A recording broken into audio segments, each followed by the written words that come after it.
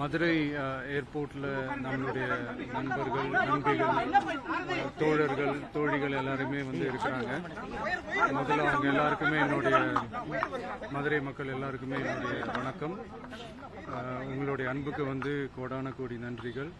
நான் இன்னைக்கு போகிறது வந்து ஜனநாயகன் படத்தினுடைய வேலைக்காக போகிறேன். கொடைக்கானல் ஒரு ஷூட்காக போகிறேன்.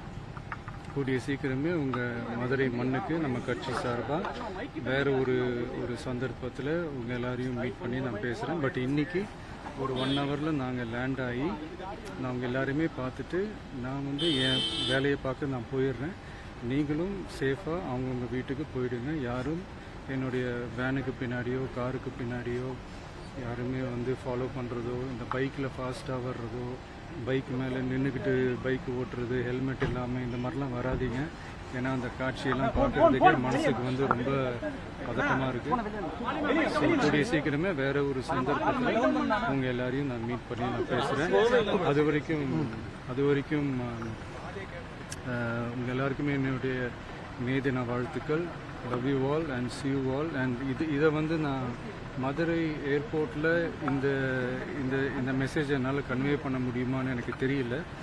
அங்கே சிச்சுவேஷன் எப்படி இருக்குன்னு எனக்கு தெரியல. அதனால தான் இங்கேயே நான் சொல்லிட்டு நான் கிளம்புறேன். தேங்க்யூ. கோயம்புத்தூர்ல ஒரு கிரௌட்